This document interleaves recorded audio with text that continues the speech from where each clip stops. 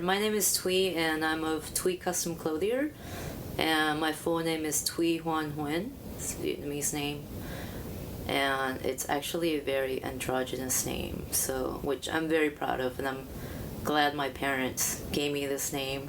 And I think Thúy suits and Thúy shirts sounds really easy to remember, like as far as my brand. Like I started using it just started in high school. Actually, I had a certain way of dressing, and it's very like punk rock, do it yourself, and shop at thrift stores, and I'd find these really vintage type t-shirts, and my friends would just be like, oh, that's such a Thúy shirt. And then I was like, oh, that's what I'm gonna do one day. I'm gonna have Thúy shirts. So so my parents, my family were refugees from Vietnam. My parents escaped the war. Basically, it was a situation where what I've been told is that my dad just ran home one day, told my mom to grab what she can with her two hands, and we just had to get out. And I was a baby still, and so I think one hand she said she grabbed my brothers. I have three other brothers, and then in the other hand she grabbed me, and we left. We were lucky that we were able to get out safely.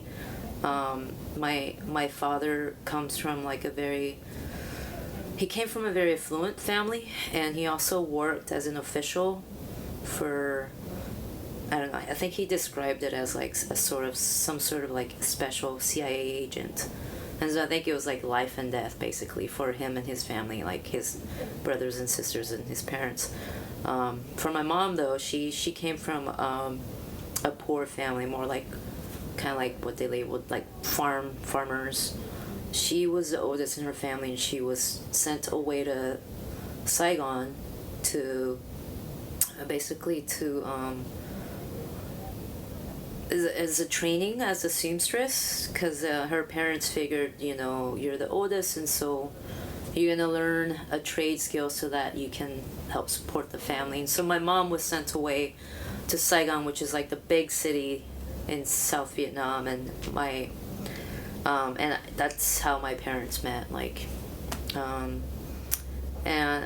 But so we were lucky to get out of Vietnam because my dad's family's connections, like two of my aunts had married like American soldier GI men who had, I don't know, some high status. And we actually then ended up in Puerto Rico. So so I have a lot of early childhood memories of growing up in Puerto Rico. And my mom worked for Van Heusen. She was like a seamstress there, and I remember as a little kid, like I just can't, it's kind of hard to imagine like a 4-year-old walking from school to her mom's workplace. And I think it's just a different era where like it felt safer then.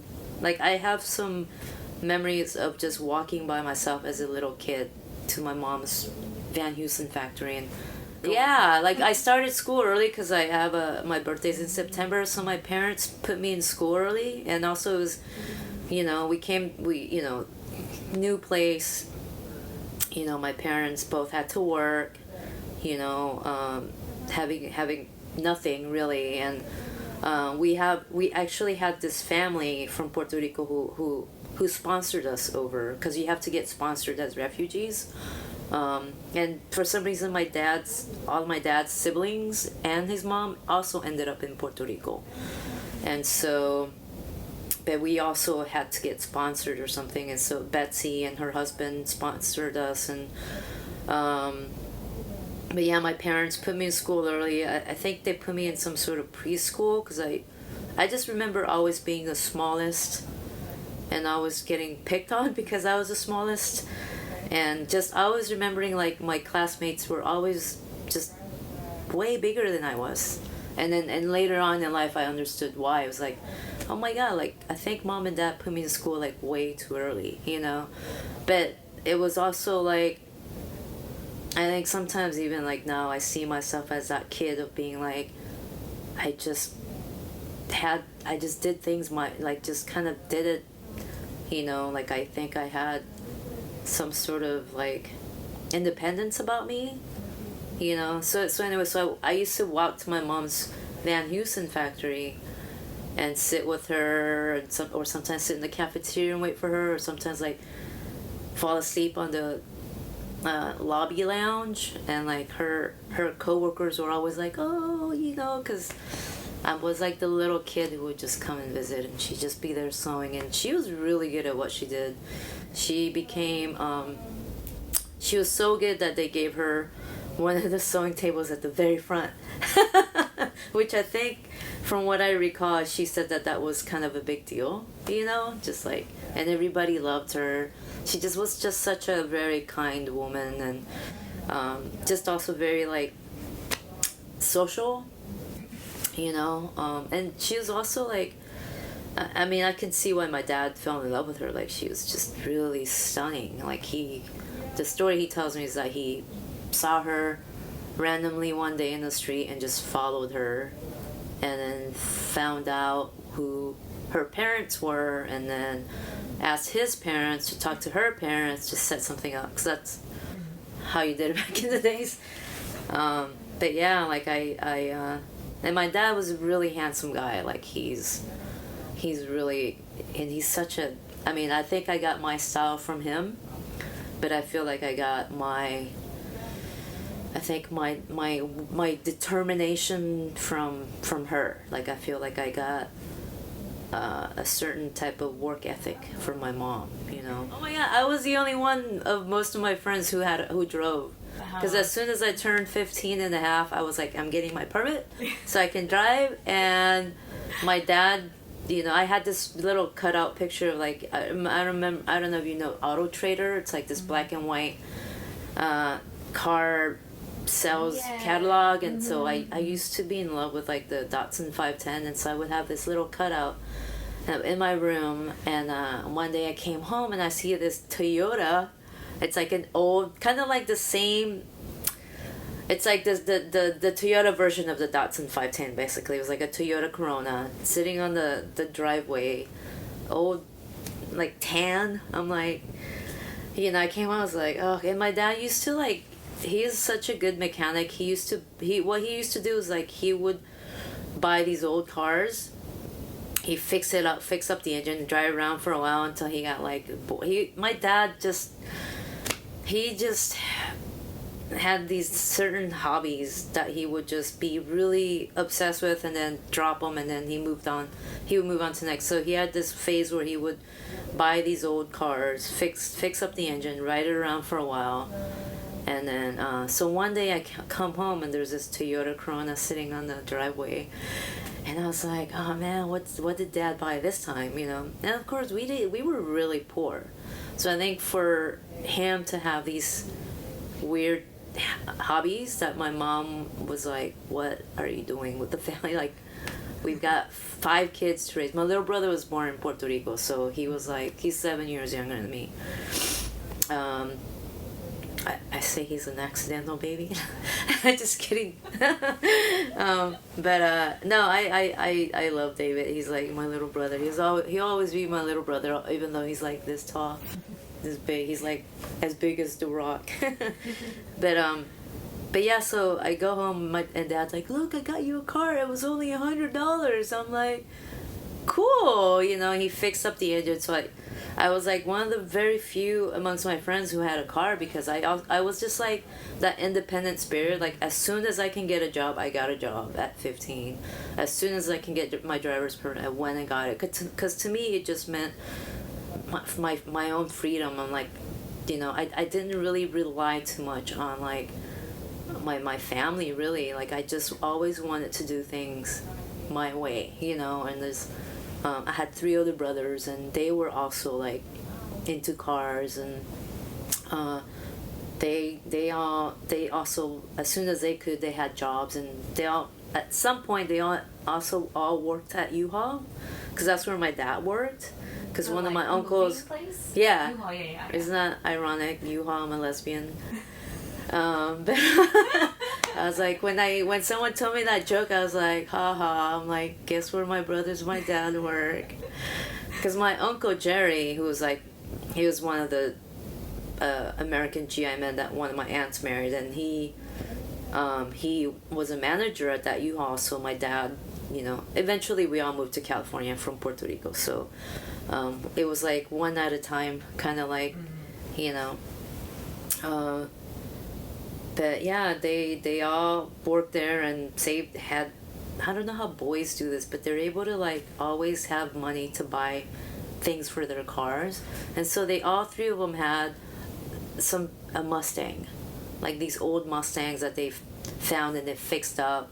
Again, we're like growing up really poor, yet they, like, my brothers are able to like do these things. And our like front yard in the neighborhood was like the ugliest yard. It was like one of those houses where it was like dry dirt lawn, and then you got like all these old cars parked, you know. It's just like that. And then here's me with my little Toyota Corona, like it's like a beige, it's like that color that you're just like, what. But it, I mean, now that I think back, I'm like, oh, I love that car. Like I miss it, and I've seen like the new Fiat 500 in that color recently, and so I'm just like, it would be so perfect if that was the last car I owned, was that color, because this is the first car and then the last car.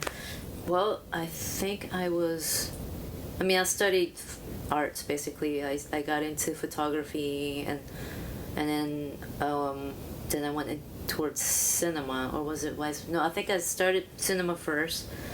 Yeah, I went and studied cinema first, and then I got into photography because one of my cinema teachers, Tony Merritt, he's an awesome teacher. He suggested that everyone in the class take at least one black and white photo class to learn about composition and also lighting. So in like black and white photography, you really learn a lot about lighting and and I'm such a visual person, and I think that's why I gravitated towards photography. But he was our lighting instructor for cinema. He suggested that, so one year I took a black and white class and completely became so fascinated, and also just the ease of working by yourself.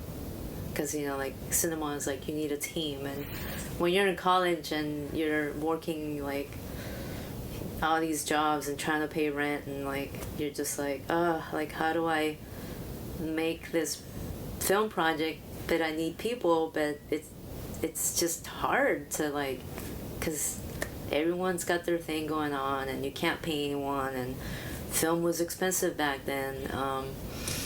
And so with photography, I found that it was such an easier medium of art to work that was very solitary, that you can just go out whenever and shoot, and you can create even storyboards, and which I did for one class. We had to create like a storyline with just still images.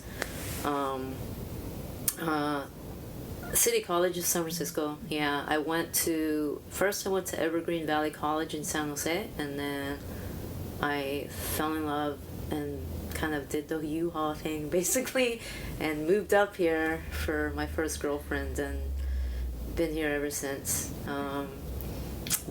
Yeah, like I went into City College of San Francisco, and I met so many awesome people through that program, and teachers as well, who I will never ever forget, and like how they really shaped me as an artist, you know. Like, I think growing up in a family where, like, you know, I'm the only daughter and was expected to, I think my mom was really hard on me. She wanted me to basically be like a housewife, and, you know,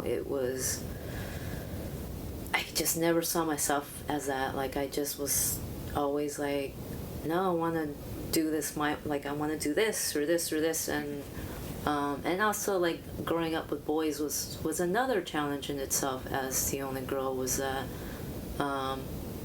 they got to do all kinds of stuff that I felt like, you know, my mom didn't want me to do. Like, she had these expectations of me of like coming home from school, helping her do chores. I mean, she had a hard life too. She had to raise 5 kids, and she actually started a business. She continued her sewing career. So this is how I get into my business, is that my mom was actually a dressmaker, and she was one of the best dressmakers of the Vietnamese ao dai in San Jose. I'd like to think of it that way, because when we were growing up there in the 80s, she just had the foresight, and she just also, like I was saying, like she just had this will to like, I gotta do this, I'm gonna do this. And she just started from home, and she eventually, word of mouth spread, and she was known to be the person to go to make the ao dai, and so we would have, oh my gosh, my parents are also very warm people. Like, if anybody comes at the door, you're welcome. So it was like a very like open door to anyone, and then my mom having a business from home, we had people coming over the house all the time, and I would, it's like I would hear the humming of her machine constantly. It'd be like, she would be working like, I don't know how she did it. I don't know, really, like 5 kids. Sometimes I'm like, wait, how many? 1, 2, 3, 5 kids, right? And she would still have time to make dinner. And it was like, Vietnamese dinners is like, you don't just make one entree. You're like, you got the fish, you got the meat, you got the chicken, you got the rice, you got the greens, you got the soup. So it's like our table was always full of food. And in the morning, she send us off to school, and I mean, and like having grown up in Puerto Rico and then coming here, there's some certain dishes that I thought was one or the other, and then I was like, oh, that's actually Vietnamese, or oh, that's Puerto Rican, like, So we had that kind of also like multicultural type of growing up, but yeah. So my mom started this business, board spread. You had all kinds of women coming over, and and for Vietnamese weddings, is like you have like 2 or 3 different wardrobe changes basically. So she would make these dresses, and she so the client would come over, get measured, and they would bring the fabrics. Actually, they would find the fabrics that they wanted. So my mom basically had the one shot to make this right. She didn't even, I did it, so in one of my documentary film classes, I did a Super 8 documentary, and just kind of showed her doing her thing. I was like, just do this, okay, now do this, all right, now, yeah, I only speak to my parents in Vietnamese. Like, we weren't allowed to speak English at home, and she said, so when we first moved to California, she like set this new rule where it was like, all right, you're all gonna learn Vietnamese now. And my brother and I were like, what? And and she's like, you can speak Spanish at home, that's fine, because that's what you know, but like no English at home. She's like, you're gonna be out in the world, school all English. And she's like, you're gonna go to Saturday Catholic confirmation school. My brothers and I were like such little brats. We were awful, we were bad, we were like really bad. And it was a school that was taught by Vietnamese nuns and priests, who actually used rulers to hit you, and we were so bad. I feel like awful for like, but my mom was such a, like, everyone loved her, like she was just so involved in the Vietnamese community. She was so involved that everybody knew who she was. Like her name, Kobit, like everyone knew Kobit. We go to the supermarket, she'd stop and talk to and I would be standing there like waiting. And I think that's where I learned my patience, is from waiting for my mom for like hours and hours of like having to go everywhere with her. So she put us in this Saturday Vietnamese confirmation school, very Catholic. We grew up Catholic, and but my brothers and I were such bad kids. We were so bad. But it was interesting because sometimes I would hear the nurses kind of talk, and they'd be like, "Oh, watch out, those are Kobik's kids." And then we were so bad. But I'm so glad that she did that, and I wish that I was a better student, because I feel like my Vietnamese is not great. It could be better, and and I'm glad that she had the determination in her to just be like, I'm gonna make sure that my children learn their language. And my some of my cousins through my mom's side of the family, and eventually we were able to get them over. And I grew up really close with my cousins on my mom's side, and we grew up with all our traditions and their cultures and their foods and our family. Like, family dinners is like, it's not like me, you, mom, and dad. It was like me, mom, dad, cousins, aunt, uncles, their friends, second cousins. Like, we'd have these huge family dinners and all laid out on the floor. Like, you'd have all these hot pots, but like electric cords and kids running everywhere. I'm like, my God, we never started one fire, right? Nowadays you can't do that. Everyone's so careful now, right? But yeah, my cousins and I we miss those days, because we also know and are aware that even their children aren't getting that. So it's like, I think with every generation you lose a little more and more. It's hard. I think it's just difficult, like, to keep your culture intact and teach that to the offspring, because you're also going against where you're at, you know what I mean? And also, yeah, but I mean, I'm so glad that my mom gave us that experience. Like, I feel like it really helped shaped me for sure, and my mom also, like, she used to go to these like anti-communist protests. She was out there, I'm telling you. She was like, she's pretty badass. But like, there are a lot of expatriates, Vietnamese who escaped the war, who were very anti-communist, and like, a lot of awful things happened to folks who ended up being stuck, who weren't communist sympathizers. But so she would go to all these, like, like, they would find out if there was like some communists coming in, and like, she would go on protests, and I mean, there'd be a group of them protesting, and sometimes she would drag me and my brothers along, and we'd be like, what is mom doing now? And like, be like little kids, and we're like standing like in the front, like in the protest line, just like holding the old Vietnamese flag, and just being like, not really understanding what it was about, but seeing how passionate she was, because I mean, yeah, that was her home, that was her country, and they got ripped apart by war. And I mean, it's just a different country now.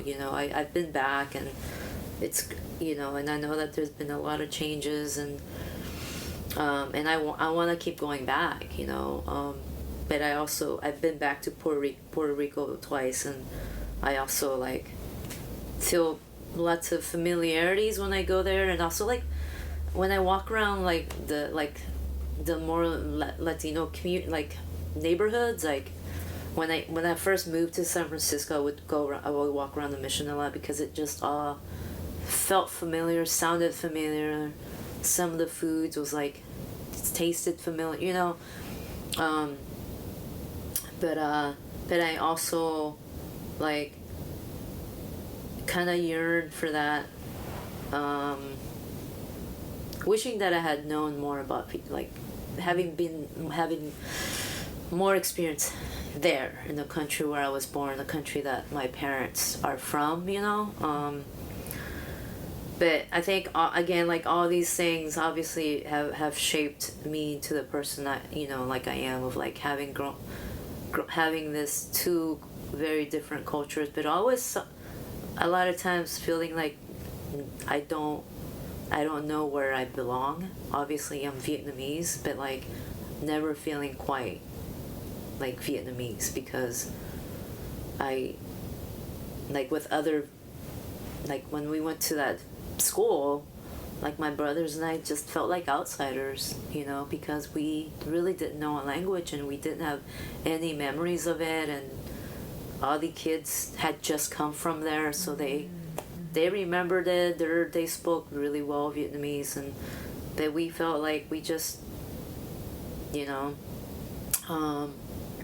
but it's interesting. Like I feel like also like from my memories of being in Puerto Rico, like I feel like everyone was so warm and welcoming. Like I think it's just like the island mentality of like it's so laid back, and you know, like us being Vietnamese, Asian, to them it felt like more of a friendly type of curiosity and fascination, and like we want to get to know these people. But coming here to the States, like I immediately felt like we were different. I immediately felt there was a discrimination, and like, oh, like you're different, but in a bad way. You're like, you're not from here, you know. Like I felt like people, you know, and also like during that time there was still a lot of like, you know, Vietnamese refugees are seen as like dirty or like, you know, and I felt that more when I was here rather than when I was in Puerto Rico, and I think that's why another reason why I have such fondness for like the people there. It was just like not feeling any type of, even my parents, like, you know, they had a lot of friends there, and I remember like you could leave the door unlocked, nothing would happen, and but here it felt like a whole nother kind of like, gotta be safe, and you know, like lock the door. It's like what did those guys like? What are they saying to us? Like, why are they being mean? You know, it's like it was weird, but yeah. So going back to my mom, like starting a business from home, like so she became really well known for what she did, to the point that she had wedding clients, she had beauty contestant clients come over, she had like calendar models, like I remember her doing like a photo shoot for a calendar, this photographer, and then my little brother ended up being in the calendar because they're like, oh, we need a little boy, the other boy got sick, so okay, David, and so my little brother David, or it was named after a hurricane passing through Puerto Rico, so it's like Hurricane David or David, so he's the other one with like the American name.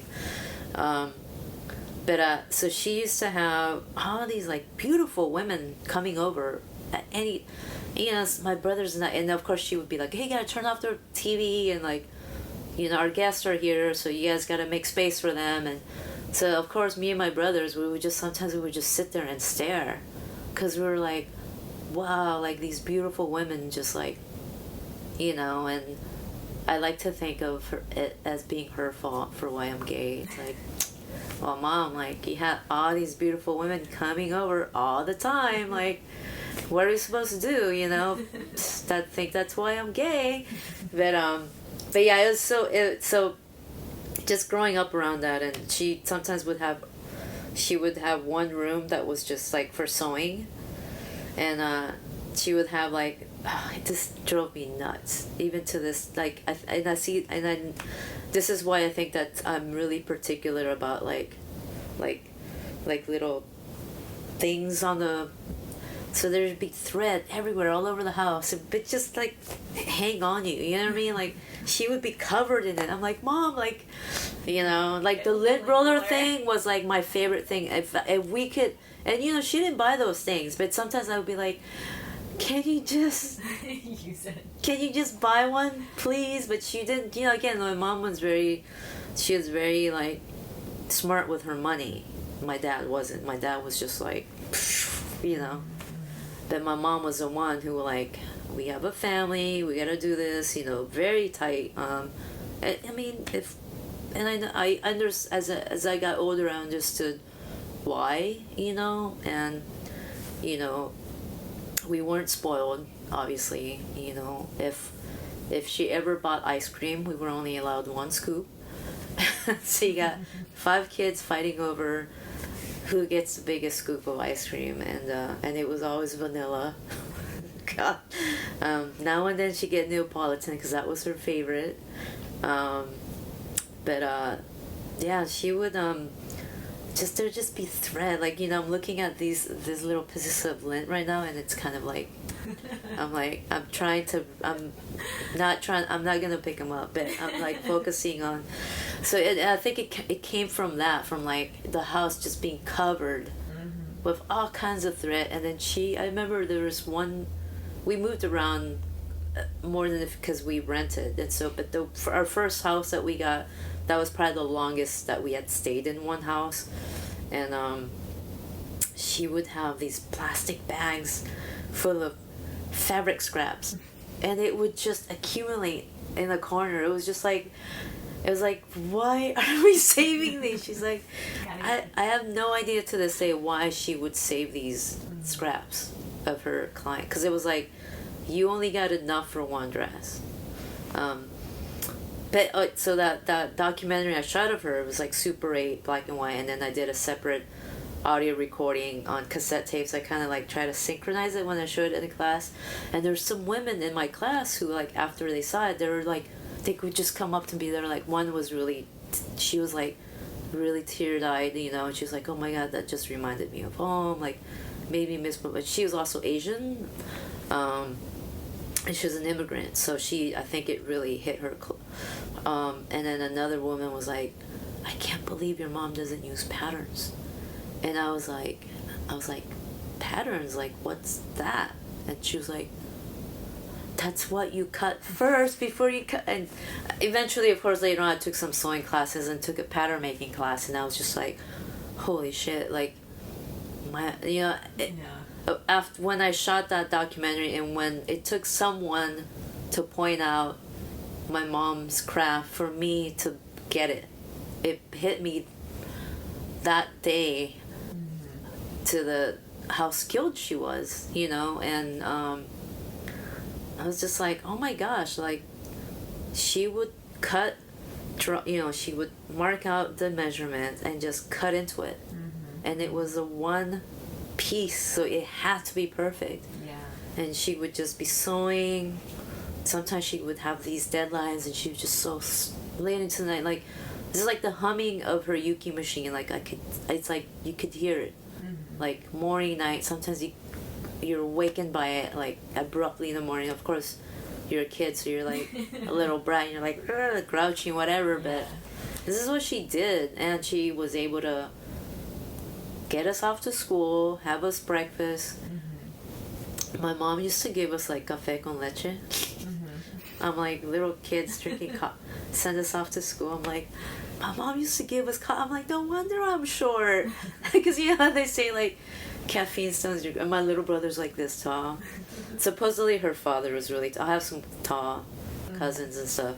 She did, like, I didn't think I would be doing this back then. Like, I was all like, I'm gonna, I was just more of I was really into the arts, especially cinema. Like, in high school, I remember a friend of mine, she had an older sister who was very arty, and they would take me to these art house films, and that was like my introduction to like that kind of cinema, seeing like these foreign films, and like, and I was really drawn to it, and again, like, I'm a very visual person, and I think also like being a kid where you're like in your head all the time, if you're like thinking, like basically daydreaming all the time, and also growing up in this beautiful little island where it just felt like, as a kid, like, I felt such freedom of like, every day I was outside playing, and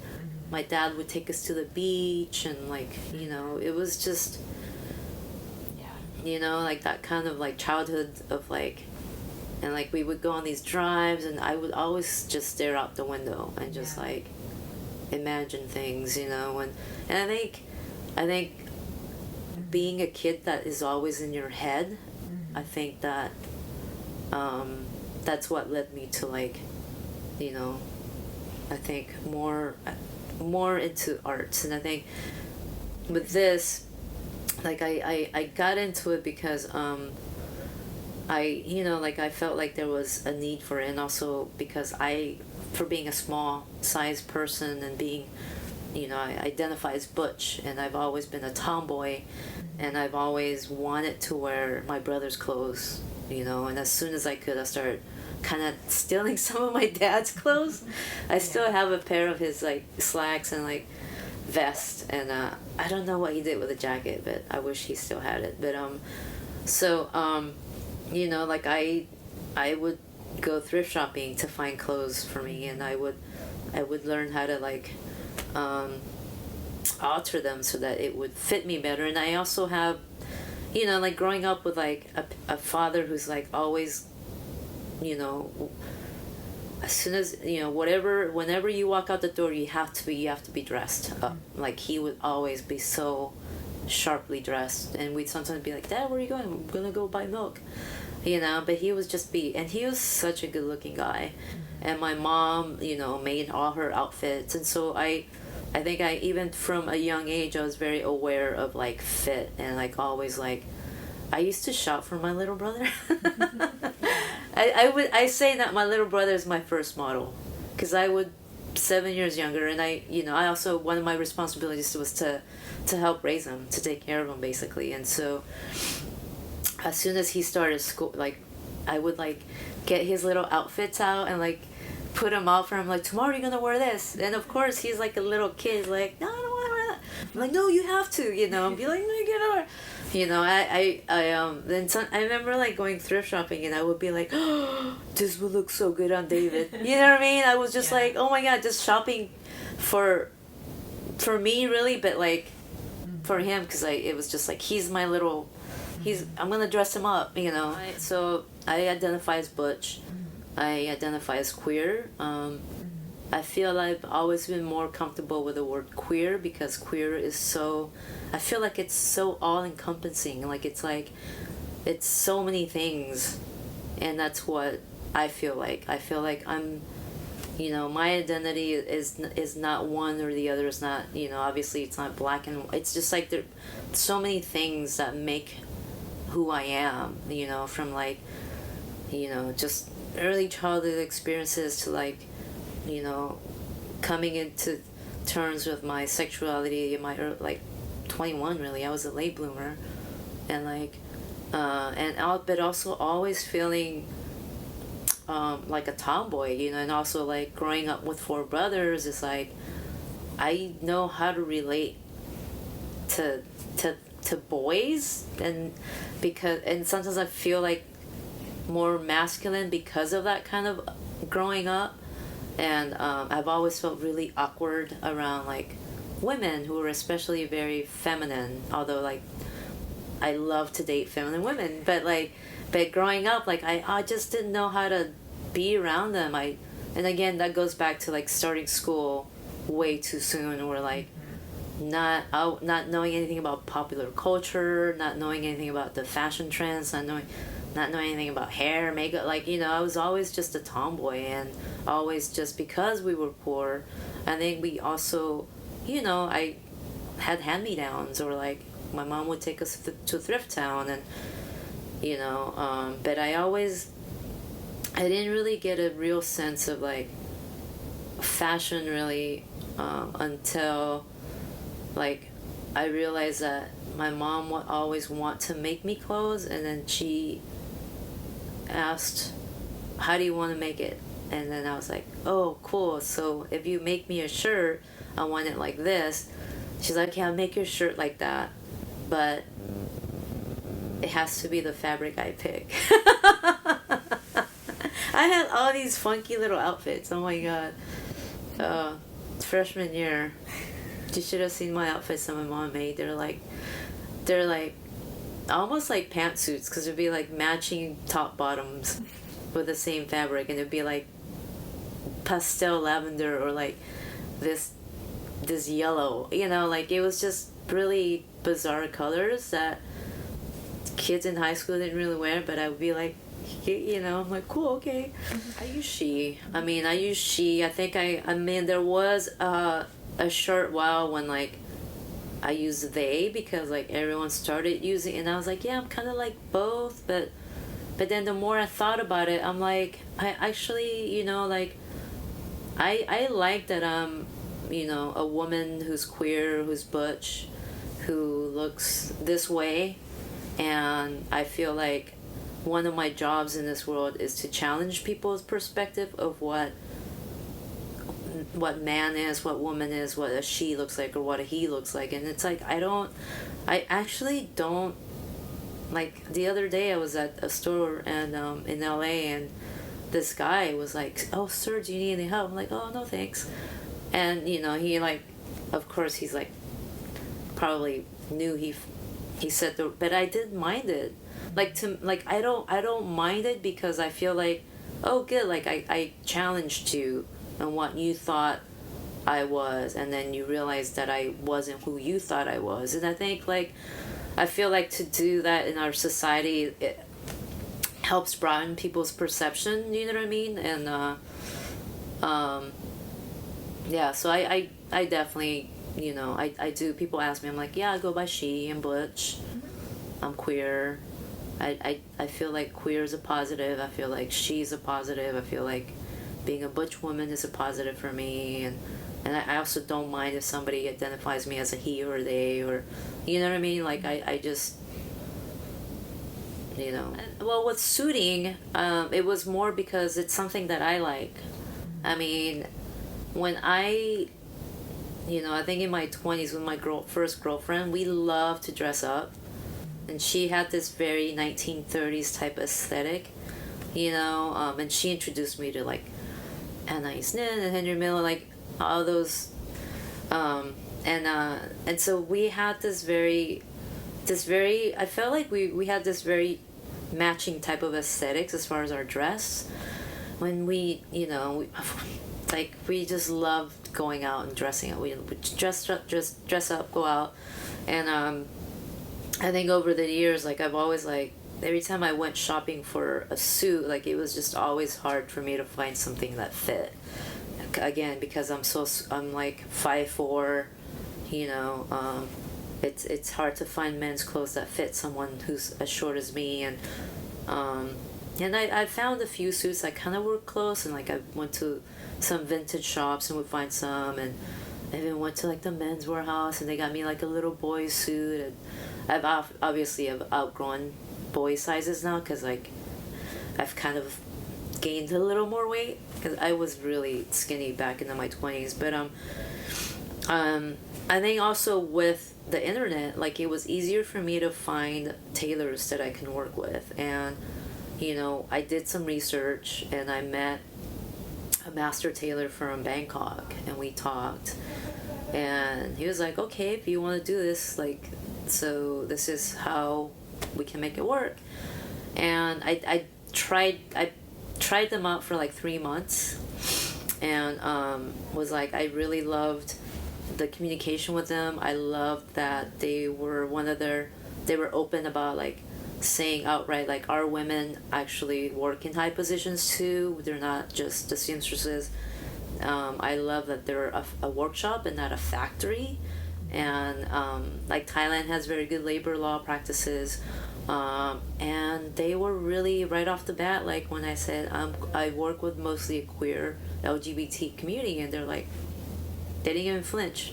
And I was like, and I have since met Mr. Daswani, who's one of their reps, twice in the last year, and I want to go there and visit everyone. And my second meeting with Mr. Daswani was that we just sat down, and he was like, all right, he was like, how do we make you successful? He's like, because you have this really small niche, you're working with the LGBT community, and, like, gay wedding is, like, he's like, how do we, and just that kind of enthusiasm from him was just like, I think it comes also from my relationship over the years of, like, always being very professional, always being very grateful, like, always saying thank you, and, like, and I think those are some of the things I learned from my parents too, was just like, you make a certain personal connection with people. Like, my mom in her business, she welcomed people over all the time, and so part of my, you know, business of is like having that kind of service, you know, like building relationships with people, because you know, and I think like that kind of relationship that I built with my tailors, you know, we have such a great working relationship now, you know, and the fact that they're really also like Thailand has very good like LGBTQ like laws, but it also openness to the LGBTQ community, and yeah, I wanted to do custom suiting because it was something that I've always loved. I've always loved wearing a nice suit, and I felt that it was just kind of like, oh, mom did dresses and now I'm gonna do suits, so it's perfect. Like, and you know, and one of these days I eventually want to get to where I could do like the Vietnamese ao dai, but it's like there's so many people doing that right now, but I would like to incorporate that into THÚY Custom Clothier. And so see, I started THÚY Custom Clothier and it's very specific. It's October 2013. I remember October because it's my nephew Aiden's birthday. David's young son. And with the name, it was, you know, I couldn't, you know, finding a name is tricky. You know what I mean? Like a brand, something that's gonna stick, and something that you're always like later on are always gonna still feel good about. And you know, I went through a lot of different ideas, you know, and then I decided to go with THÚY Custom Clothier because, again, of like the sound of like, oh, that's a Thúy suit, and I know that it's to a lot of people in this country, especially, you know, it's a foreign name, obviously, and the pronunciation, a lot of people still struggle with it to the point where they don't say it. Yeah, that's my same feeling, is like, well, we live in a very diverse country, actually. Well, in some areas are more diverse than others, but like, yeah, I was like, people are just gonna have to learn how to say my name, and luckily, like in the Bay Area, it's been a little easier. But and also the reason why I went with my name was because my mom's business. So one day, I was like, Mom, you need business cards. Like, how are you? Of course, like whenever I'm retelling stories, like I'm speaking to my mom in Vietnamese. So there's some translation that it actually might be funnier if I were to speak it in Vietnamese. But you know, I was like, you know, it's just like business cards were kind of starting to be a thing. And I was like, you know, one day I come home from school and my mom was like, Thúy, guess what? I'm like, what? I'm like, I have business cards. I'm like, all right, good job, Mom. Like, let me see it. She gives me a card and it's like Gobit, her name, with her phone number. I'm like, awesome, Mom. That's the name of that's your name. She's like, yeah, my business card. So that was her branding was, that's like I said earlier, like everybody knew her. They just be like, Gobit. Go is like that, you know, the salutation, like Mrs., Madam, Auntie. And Bic is her first name, is Bich, and she kept her maiden name so it's Bic T Chun Tran. She's a Tran. My father's a Nguyen. Trans and Nguyen's. Yeah, and I feel like yeah, and so that's why I went with THÚY Custom Clothier. Eventually, I might just cut out Custom Clothier and just be THÚY, but and it has nothing to do with ego or having a big head, but it's just like, this is a name my parents gave me, and it's a very androgynous name. And so to me, THÚY in itself is both he, she, and it's like it's such an androgynous name. And you know, I have the accent, you know, and that reminds me of a needle. You know, it's like, that's my mom's needle, like stabbing at me, because like I can't do nothing right. She was hard, but I love her. She loves me. She says I'm her favorite son. So take that, brothers. Yeah, but my mom actually, really later on, like when I left home, and it wasn't like that dramatic, like, oh, I left, but it kind of was. But when I left, she started really being nicer, like more loving, showing more love, and also and just like appreciating my looks more, and be like, oh, I like this, I like your hair short, oh, I like that shirt you're wearing, and my dad like my dad would be like, oh, you should grow out your hair. My dad was still kind of a little resistant because I'm his only daughter, but my mom was just like, it just like became more and more acceptance, and which was just like, wow. That's when I left, we had a really, like, my mom and I had a very really hard relationship. I think it's because I was so resistant to being the Vietnamese daughter that I think she really was trying hard to make me into, and but I think that kind of helped give me the tools to just go on my own. Like, I just really, even from an early age, like taking care of my little brother, I always remember that I always knew I was gonna be okay. Like, I didn't really need anyone. I think it's all of that. It's like, she was the oldest daughter, and of course, like, she's beautiful, so she's got this like ugly daughter.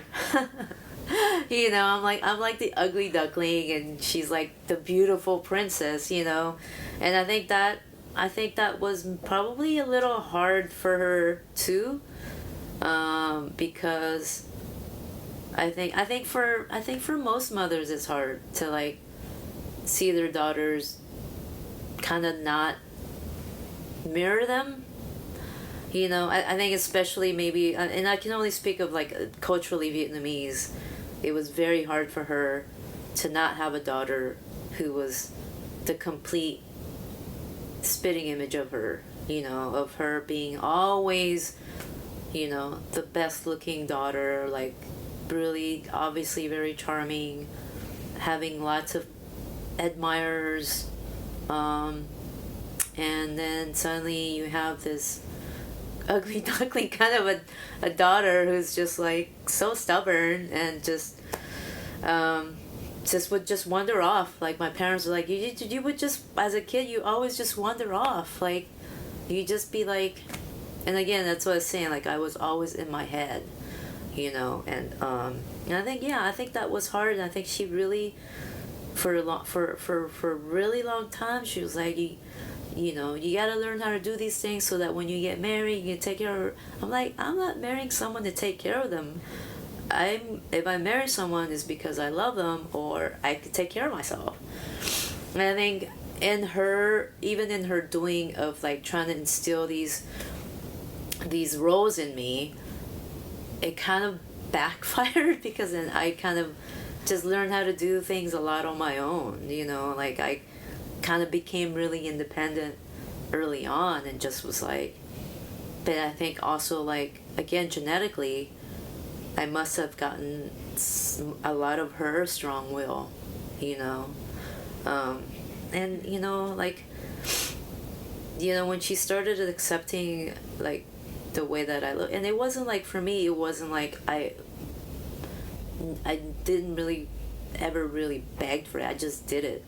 I was just, this is how I dress, and this is how I like to dress, and this is how and like, at one time in my life I had blue hair, and the only thing she didn't like about that phase was that I had to bleach it first, and she hated that because she said that every time we would go to the supermarket, people thought that she had a white husband, and that not sit well with her. But it was she was saying this funny ways where, like, my brother would be like, oh my god, mom, like, her hair is blue. She's like, oh, it's better than blonde, so it was just like, they would be like, so whatever I did, it was also like, it was like, like, my mom was just like, what can I do? But it was also, I think, up to my teen years, like, I remember lots of screaming and yelling, between me and my mom, you know, and when I left at 21, it just felt like we learned how to love each other. We learned how to, you know, see each other really, you know, and I think even to this day, sometimes she's like, when are you moving back home? Yeah, they live in San Jose. Like, they're both, you know, my mom had a stroke in 1999 that left her forever disabled, and so she had to stop. She couldn't do anything anymore. You know, just I did this photo project on her recovery, which kind of helped me through that process of like, kind of like, I think, like, I don't know if other families of stroke survivors feel this way, but it's like, it's a kind of grieving, because if the person doesn't fully recover, it's like, it's a loss. It's like this huge, and she was such a matriarch that I think it was really hard, especially then, for my brothers and I to like accept it. And I think to this day, honestly, it's still kind of, yeah, like, I didn't know how to deal with, and I know at the time it probably felt weird for me to be like with my camera snapping photos at her in the hospital room, or, you know, but like I look back at these photos and they're like they're very actually full of a kind of pride. Like, there's still a kind of pride that you see in her, you know, but it's also like, I think you see through the images also like how I'm dealing with it, you know, and process. Sure. So, you know, I have a website which I created because everything I do on my own. I didn't have any capital to start this business. I didn't do any kind of fundraiser. Like, I just was like, I'm gonna do it how Mom did it. She started from nothing, and it was like that for me. One day it was like, I was laying in bed and I was like, you know, Mom and Dad started with nothing twice over. I have no excuse not to give myself a chance to try this.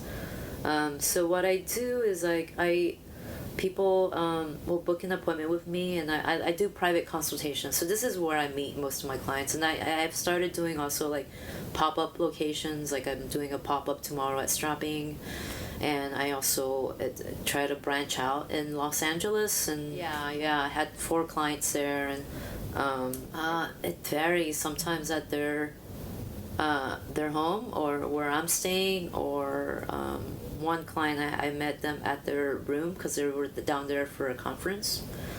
And sometimes it's like if you don't really absolutely know them, like it can be a little scary in a way. Like, so what I do is like tell my little brother, I'm like, hey, can you call me in an hour? So in San Francisco, like, this is where I meet my clients, and I stopped doing in the Bay Area. I started kind of trying to urge people to come meet me here rather than me going there, because it just also felt like really time consuming for me overall, and also like having to lug everything. And I find that it's also very distracting when people are in their homes, so that the consultation goes longer.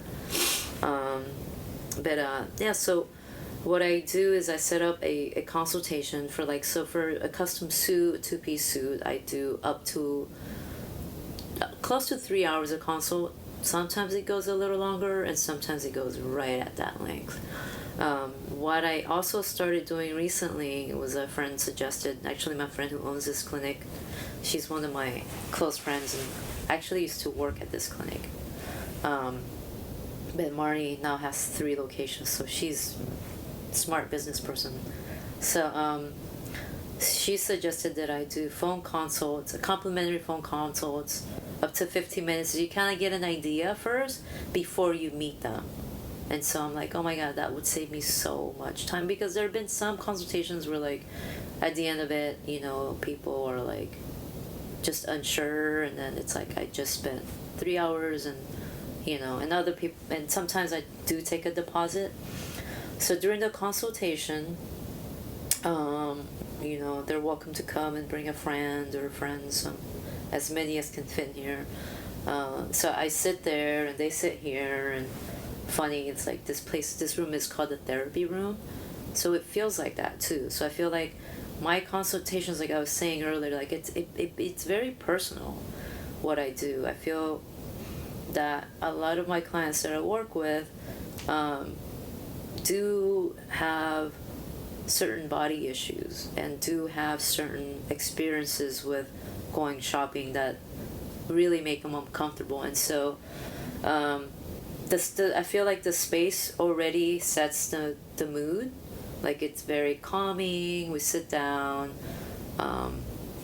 There's not a lot of stuff, so it's not like I'm not trying to do a sales pitch. I'm more like I sit down, I talk about like, oh, so what is the event for? And then we look at all the fabrics, and they choose some, and then we go through a process of like elimination with the fabrics until they pick their one, and there's linings that they can pick from.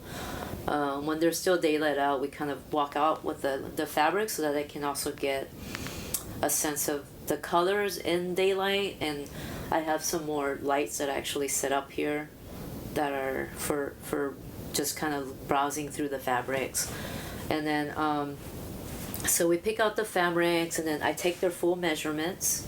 And there's a room over here that has like a ceiling to floor mirror, and so we do take their full measurements. And I feel that my measuring techniques has definitely are just because also I do a lot of back and forth talk with my tailors, and I always make sure, and like my tailors are all, like when I met Mr. Deswan, he's like, you're the only one who works with us who's so passionate about what they do, and he's like, and we want to help you. We want, because I see that in you. And I was like, why wouldn't anyone be excited about this? And he's like, you'd be surprised how many people aren't. And I'm like, but like, this is, why you choose to do this. So for me, it's not just about a piece of clothing. It's about how do I connect with this person, and how do I make them feel comfortable, through the process, and making sure that, and a lot of times I'm working on outfits that are like for a wedding or very special event. It's like this, I have the one, like again, I have the one shot to make this right, like to make them feel like the star for their wedding or their event, and I want them to feel comfortable, like I want them like not to have to think about like, oh, like do I look stupid, or oh, does this look weird, like, because I think as a butch person going through life of like, finding comfort even in my own body as wearing certain clothes, I know what that's like to go to a family wedding and just be like, does this look right on me, or like, and I get a lot of these clients who go through that. So I it does feel like therapy. Like I feel like I do get, again, like I'm doing a consultation, I'm sitting with them, they're sharing stories with me, they're sharing personal parts of themselves with me, and and for a small part, like I get to be some sort of a part in their like wedding, like they're wearing something that I didn't literally make, but like I had made for them. I kind of created this outfit for them, and just like even after a consultation, when people leave here and they're just like all smiles, and just like a lot of times my clients would be like, gosh, that was fun, like that was painless, or that was, I didn't expect for it to be so easy, or and then so after I take their measurements. We talk about style. Again, I don't have a lot of stuff. Like I show them photos or I ask them first and then I show them photos, but it's because I don't want them to have any preset ideas. I want them to really think about it, you know. I show them some samples of things that have already been made, like on my Instagram, and like with suiting also, there are certain you can only go so far with like the design, right? So it's kind of easy in this way because it's like there's only 3 kinds of lapels. There's like your sleeves, right? Exactly, and like it's going through like the different styling details of the suit. Overall, most people have a pretty good idea of what they want, and some people don't. Some people are like, I had no idea there were 3 kinds of lapels, or so it gets overwhelming, and so I kind of help walk them through that. But even just like looking at all the fabric books, it gets a little overwhelming, and so I also try to walk them through it, talk them through it, and help them sort. Like I think with doing the complimentary phone consultation, it'll help me get. Because I ask people when we're emailing, like, oh, what colors are you thinking? What textures? Do you have any samples of photos that you can send me so I can get an idea? So that way, that'll also help kind of make the consultation like that much more kind of simple, you know, like just. And so after we just talk about the style and all that, and I've had clients come in with like drawings and stuff, and I've done some loose drawings for people too with like very specific styling requests, but I don't do full-on illustrations. I think with suiting it's like it's all gonna be pretty much like very similar, but I'm also trying to branch out with like I had recently, you know, had this shirt that my mom made that she actually made for my older brother when he was little, and then I remember I used to wear it when I was in my 20s because it fit me then. But it was it was like a cross between the Filipino barong and the Caribbean guayabera. So it's like she made this hybrid of a tropical shirt. And I was like, Mom, like we're not Filipino. I'm not sure where she got the barong idea, why she incorporated it, but so I was like, so I took a bunch of photos of it, and I'm like, I want this shirt. This is gonna be a good spring summer shirt to push. So I want that specific style replicated for my clients. So stuff like that where I'll, you know, like again, like I feel more of a stylist than I do of a designer. Like I'm not actually designing new pieces, right? You know, eventually I'll want to go into that when I get more capital, when I get my name up.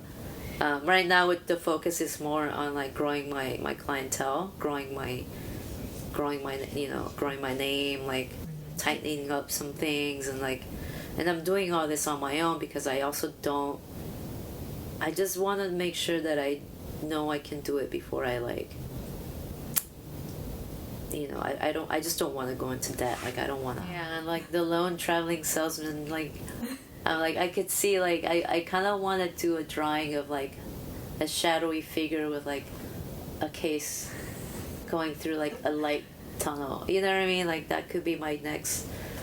I did a little single line sketch that I'm gonna use as a logo. I'll email that to you. I had it printed on the bag. Yeah, so then I let my clients know, like, you know, there's some things that we talked about today, so like, you know, you might go home tonight and you're like, oh, actually I want this way, and so I give them some time to think, like 1 or 2 days to think about it, but a lot of times they'll be like, nope, I'm ready, let's do it. And then I submit like my measurements and like the styling of the suit and what kind of a profile they wanted. So, you know, in working with a lot of female bodies that are curvy but masculine presenting, so I let my tailors know that like these measurements submitted are from a, you know, like a female body, but we want to make the suit into a more masculine profile. and they do that for me. They're like, oh, okay, because in the beginning it was like, oh, these measurements seem kind of, I'm like, oh, because it's a woman's body, but we're doing it. And so with that, they've also figured how to work with me and my clients. And so then the turnaround time for that is about 6 to 8 weeks, sometimes sooner. And I think it's because I'm like, I think it's because my tailors really like me. And I'm like, thank you. They're in Bangkok. I don't think they're like very, like, I don't think I've come across any really good American tailors, unfortunately. If I were to use American tailors, the price would be really high too, because it would reflect, and not like I'm paying them bad, but like they're also, I pay for the materials and I pay for what they ask for, and so it's like, you know, I feel like I'm contributing to another small business, you know, and I also feel like they really like working with me. Like I feel like they believe in me, and they believe in my brand, and they believe in, like, they're very supportive of my clients, like, and that all feels so good. Like, it's not like I'm just buying from someone I'm never gonna meet, but I'm actually working with people that I have met a couple of my tailors, and I know that when I am able to go to Thailand, I'm gonna, like, one of my dreams is to go there and work there for like 3 months or something, just be like, hang out with them, be like, yeah, and be like, you know, but yeah, like I just appreciate them so much, and I think that, and I also have a lot of appreciation for the people who actually contact me to get, like, I feel like you chose me, like, you know, like, this is great. And so then during the first fitting is when they get to try on their outfits, and it's like, I swear, it's like I get really nervous, and just sometimes I have panic attacks and anxiety, like, the night before, because I'm like, what if it doesn't fit? Like, what if, you know, something is, you know, like, I just get really, and then the fitting happens and they're just like, I love it. And that is like to me, that makes it worthwhile for what, like, doing this. What makes it worth it is, like, when I see my clients, like, just so happy. Like, I mean, just like, when you see them, that's the ghost. But just to see them, just like when you see them, like, just their, even like their posture, and that's another thing about like why I feel like this is really therapeutic, is because it boosts people's confidence. Like, they put on the suit, and they're like standing taller, you know, they're straighter, their whole face lights up, you know, and when I see that, I have such a moment of, like, complete joy, and also such a moment of pride, because I'm like, I feel like they're my kids. You know, I feel like, oh, you look so good.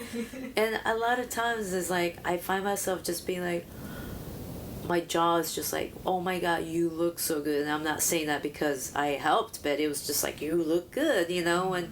And it makes me feel like, oh my gosh, you're gonna be out there on your wedding day, and all these people are gonna look at you, and you're just gonna shine, you know. And that to me is why, what I love about what I do is that part. It's like the part where I see my clients putting on their outfits, and just like seeing that joy, like, and, you know, and a lot of my clients have become my friends, you know, and it's really sweet. And I just like, and but then I feel like there comes some sort of responsibility around that too, you know, of like feeling like, you know, not letting them down in any way. And so I think, you know, I think that's one of the things of becoming like a brand, is like you suddenly become really responsible for, like, how other people might perceive you. And I think I tend to be a really private person, and I feel like this has kind of also kind of pushed me into a more kind of a private place where I think maybe just it's also I think also a lot to like when I do consultations, it's also like in a lot of ways it I feel like I need a really long recovery time. Like if I'm doing 2 or 3 consultations back to back, I go home and I have to sit like in silence. Like I need to sit in silence. And this sounds in a very dim light, complete quiet, and I just have to, I need that recovery time because sometimes it can be a lot, like you're sharing a lot of stories, and also then I feel responsible for like how they're gonna feel, when they put on their Thúy suit, so I feel like it's growing. Like I feel like it's definitely growing to like, I think whenever I go to LA, it feels like it's like a whole different industry down there too, right? And up here I feel like most of my clients are coming to me for weddings, but then I also have clients who like just want a nice work suit or a nice I'm going to a wedding suit, you know what I mean? So a fun suit, like a going out suit. And I'm getting more and more like women coming to me who want suits, who not necessarily want a masculine suit, but just want a custom, well-made suit. And cisgendered women. I'm getting a mixture of like queer women who are, who are feminine representing. Got it. And then I'm getting also cisgendered straight women who are like working professionals who want like a badass suit, and I think it just and I think doing fashion shows has kind of helped get my name out there.